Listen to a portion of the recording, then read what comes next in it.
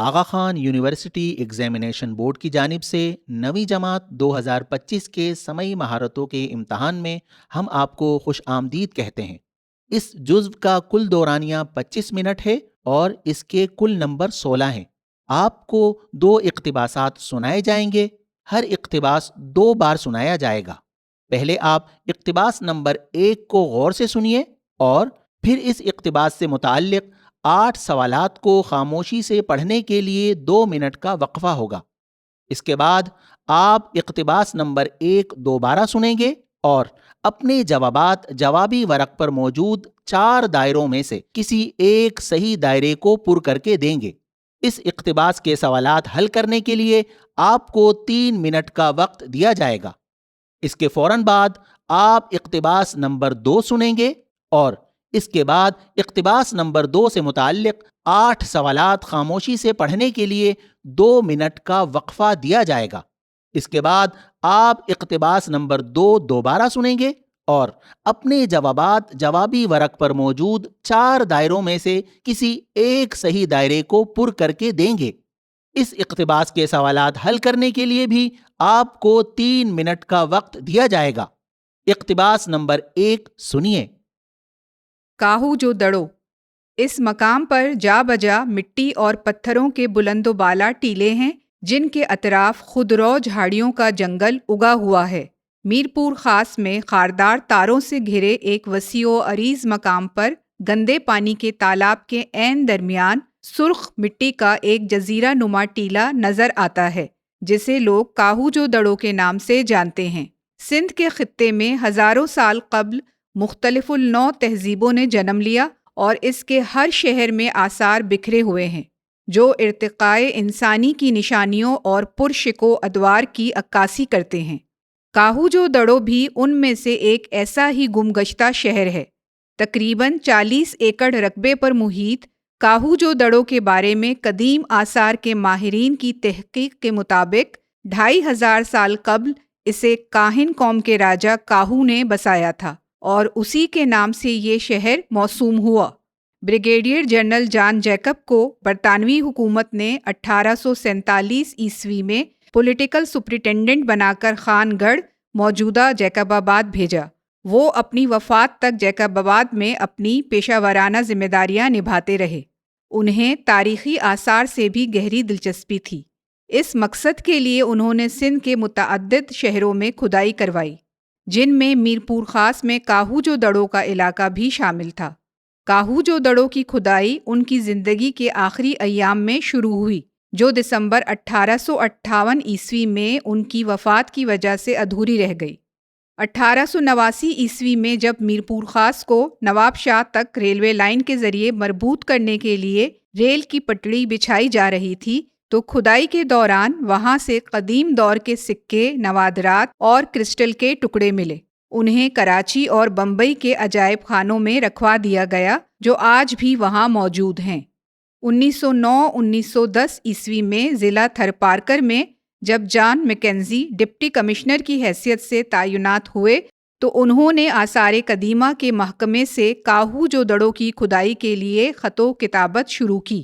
ان کی درخواستوں پر غور و خوض کے بعد ہندوستان کی برطانوی حکومت نے محکمہ قدیم آثار کے survey superintendent Mr Henry Cousens کو میرپور خاص بھیجا جنہوں نے وہاں پہنچ کر کاہو جو دڑو کی دوبارہ کھدائی شروع کرائی تو یہاں سے بدھ دور کا ایک اسٹوپا دریافت ہوا جس کے اوپر مجسمہ نصب تھا جسے بہت خوبصورتی کے ساتھ بنایا گیا تھا۔ جب وہاں مزید کھدائی کی گئی تو بدھ مت کی ایک عبادت گاہ یعنی سمادھی ملی، گوتم بدھ کی شبیہیں اور مجسمے دریافت ہوئے۔ اس کے علاوہ یہاں سے مٹی کے ظروف اور ناپ تول کے اوزان بھی دریافت ہوئے۔ اب سوال نمبر 1 تا 8 جو کہ صفحہ نمبر 2 اور 3 پر ہیں، خاموشی سے پڑھنے کے لیے آپ کو 2 منٹ دیے جاتے ہیں۔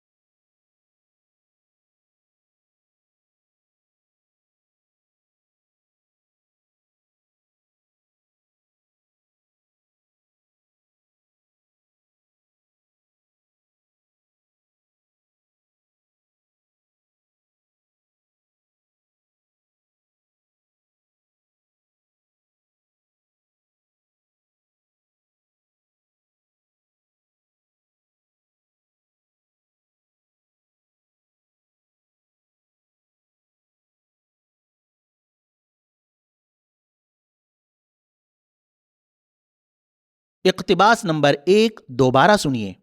اس دوران آپ چاہیں تو اس سمعی اقتباس سے متعلق سوالات پڑھ سکتے ہیں، نیز حسب ضرورت انہی سوالات کے جوابات سے متعلق اہم اور معاون نکات لکھ سکتے ہیں۔ کاہو جو دڑو، اس مقام پر جا بجا مٹی اور پتھروں کے بلند و بالا ٹیلے ہیں جن کے اطراف خودرو جھاڑیوں کا جنگل اگا ہوا ہے۔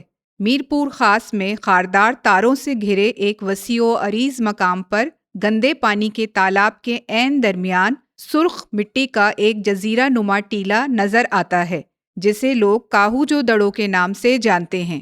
سندھ کے خطے میں ہزاروں سال قبل مختلف النوع تہذیبوں نے جنم لیا اور اس کے ہر شہر میں آثار بکھرے ہوئے ہیں جو ارتقائے انسانی کی نشانیوں اور پرشکو ادوار کی عکاسی کرتے ہیں۔ کاہو جو دڑو بھی ان میں سے ایک ایسا ہی گمگشتہ شہر ہے۔ تقریباً 40 ایکڑ رقبے پر محیط کاہو جو دڑو کے بارے میں قدیم آثار کے ماہرین کی تحقیق کے مطابق 2500 سال قبل اسے کاہن قوم کے راجا کاہو نے بسایا تھا اور اسی کے نام سے یہ شہر موسوم ہوا۔ بریگیڈیئر جنرل جان جیکب کو برطانوی حکومت نے 1847 عیسوی میں پولیٹیکل سپرنٹینڈنٹ بنا کر خان گڑھ موجودہ جیکب آباد بھیجا۔ وہ اپنی وفات تک جیکب آباد میں اپنی پیشہ ورانہ ذمہ داریاں نبھاتے رہے۔ انہیں تاریخی آثار سے بھی گہری دلچسپی تھی۔ اس مقصد کے لیے انہوں نے سندھ کے متعدد شہروں میں کھدائی کروائی جن میں میرپور خاص میں کاہو جو دڑو کا علاقہ بھی شامل تھا۔ کاہو جو دڑو کی کھدائی ان کی زندگی کے آخری ایام میں شروع ہوئی جو دسمبر 1858 عیسوی میں ان کی وفات کی وجہ سے ادھوری رہ گئی۔ 1889 عیسوی میں جب میرپور خاص کو نواب شاہ تک ریلوے لائن کے ذریعے مربوط کرنے کے لیے ریل کی پٹڑی بچھائی جا رہی تھی تو کھدائی کے دوران وہاں سے قدیم دور کے سکے، نوادرات اور کرسٹل کے ٹکڑے ملے۔ انہیں کراچی اور بمبئی کے عجائب خانوں میں رکھوا دیا گیا جو آج بھی وہاں موجود ہیں۔ 1909-1910 عیسوی میں ضلع تھرپارکر میں جب جان میکنزی ڈپٹی کمشنر کی حیثیت سے تعینات ہوئے تو انہوں نے آثار قدیمہ کے محکمے سے کاہو جو دڑو کی کھدائی کے لیے خط و کتابت شروع کی۔ ان کی درخواستوں پر غور و خوض کے بعد ہندوستان کی برطانوی حکومت نے محکمہ قدیم آثار کے survey superintendent Mr Henry Cousens کو میرپور خاص بھیجا، جنہوں نے وہاں پہنچ کر کاہو جو دڑو کی دوبارہ کھدائی شروع کرائی تو یہاں سے بدھ دور کا ایک اسٹوپا دریافت ہوا جس کے اوپر مجسمہ نصب تھا جسے بہت خوبصورتی کے ساتھ بنایا گیا تھا۔ جب وہاں مزید کھدائی کی گئی تو بدھ مت کی ایک عبادت گاہ یعنی سمادھی ملی، گوتم بدھ کی شبیہیں اور مجسمے دریافت ہوئے۔ اس کے علاوہ یہاں سے مٹی کے ظروف اور ناپ تول کے اوزان بھی دریافت ہوئے۔ اب آپ کو سوالات حل کرنے کے لیے 3 منٹ کا وقت دیا جاتا ہے۔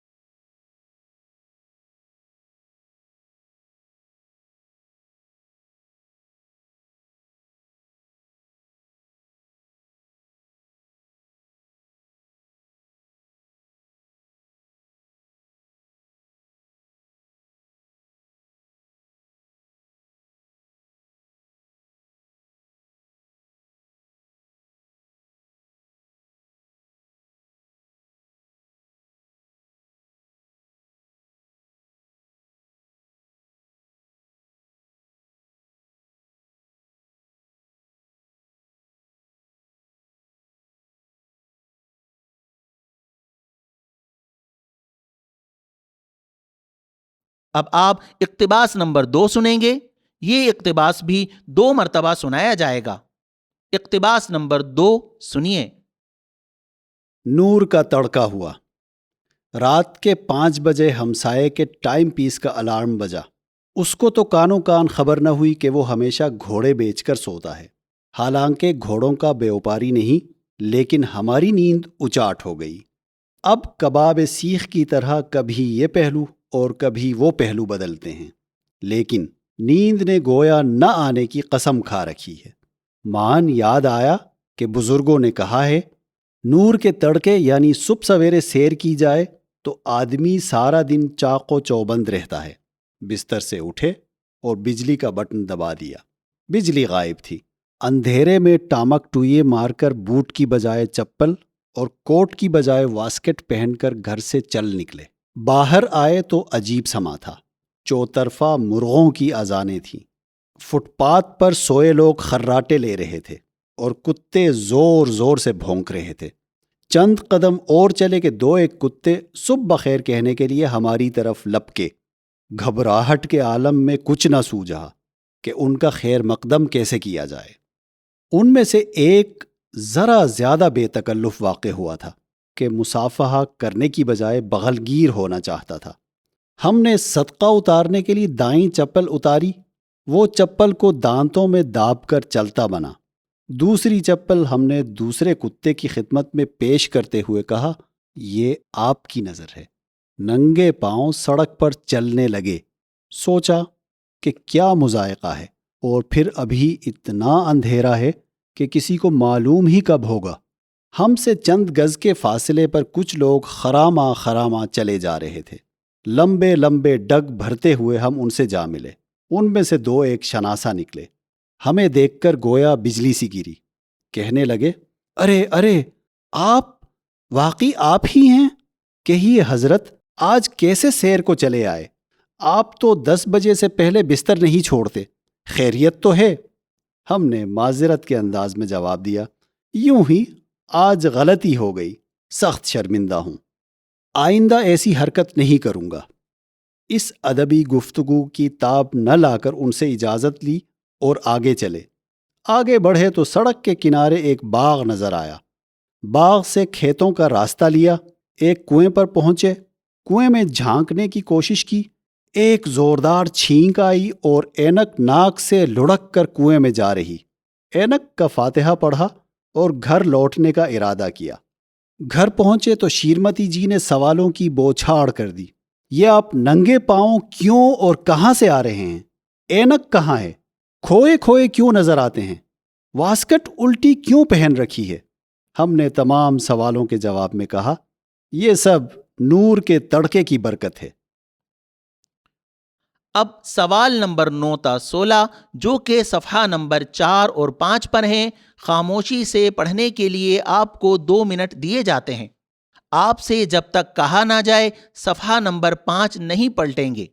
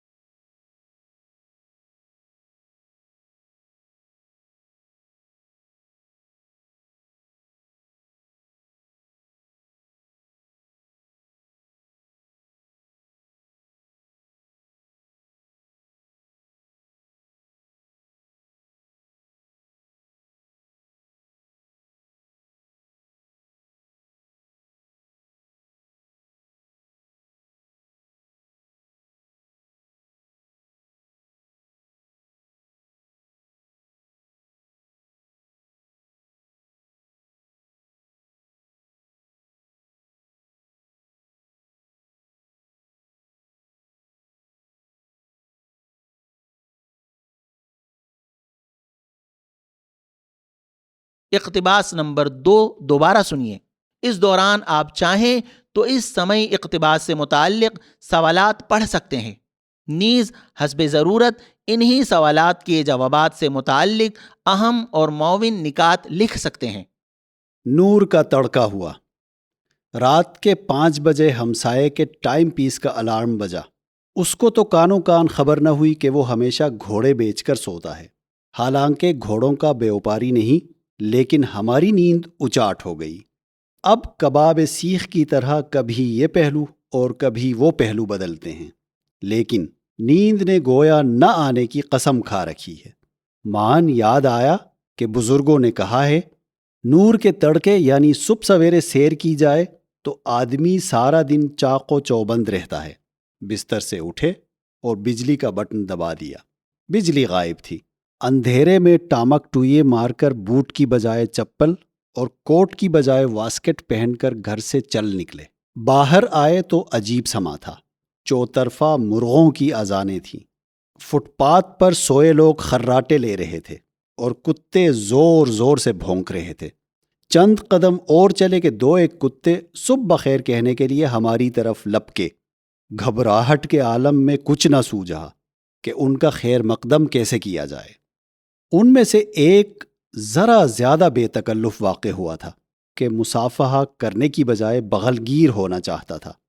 ہم نے صدقہ اتارنے کے لیے دائیں چپل اتاری، وہ چپل کو دانتوں میں داب کر چلتا بنا۔ دوسری چپل ہم نے دوسرے کتے کی خدمت میں پیش کرتے ہوئے کہا، یہ آپ کی نظر ہے۔ ننگے پاؤں سڑک پر چلنے لگے۔ سوچا کہ کیا مذائقہ ہے، اور پھر ابھی اتنا اندھیرا ہے کہ کسی کو معلوم ہی کب ہوگا۔ ہم سے چند گز کے فاصلے پر کچھ لوگ خراما خراما چلے جا رہے تھے۔ لمبے لمبے ڈگ بھرتے ہوئے ہم ان سے جا ملے۔ ان میں سے 2 شناسا نکلے، ہمیں دیکھ کر گویا بجلی سی گری۔ کہنے لگے، ارے ارے، آپ واقعی آپ ہی ہیں؟ کہیے حضرت، آج کیسے سیر کو چلے آئے؟ آپ تو 10 بجے سے پہلے بستر نہیں چھوڑتے، خیریت تو ہے؟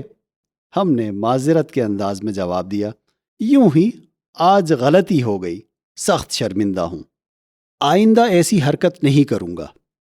اس ادبی گفتگو کی تاب نہ لا کر ان سے اجازت لی اور آگے چلے۔ آگے بڑھے تو سڑک کے کنارے ایک باغ نظر آیا۔ باغ سے کھیتوں کا راستہ لیا، ایک کنویں پر پہنچے۔ کنویں میں جھانکنے کی کوشش کی، ایک زوردار چھینک آئی اور اینک ناک سے لڑک کر کنویں میں جا رہی۔ اینک کا فاتحہ پڑھا اور گھر لوٹنے کا ارادہ کیا۔ گھر پہنچے تو شیرمتی جی نے سوالوں کی بوچھاڑ کر دی۔ یہ آپ ننگے پاؤں کیوں اور کہاں سے آ رہے ہیں؟ اینک کہاں ہے؟ کھوئے کھوئے کیوں نظر آتے ہیں؟ واسکٹ الٹی کیوں پہن رکھی ہے؟ ہم نے تمام سوالوں کے جواب میں کہا، یہ سب نور کے تڑکے کی برکت ہے۔ اب آپ کو سوالات حل کرنے کے لیے 3 منٹ کا وقت دیا جاتا ہے۔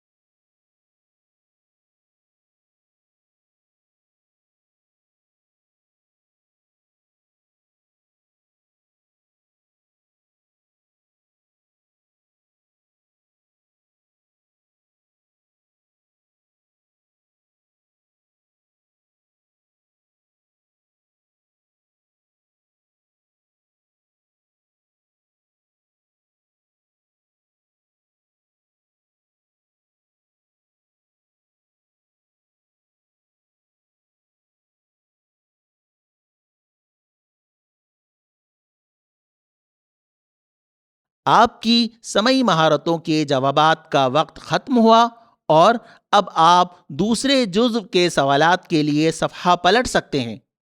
اس دوسرے جزو کے لیے آپ کے پاس 25 منٹ ہیں۔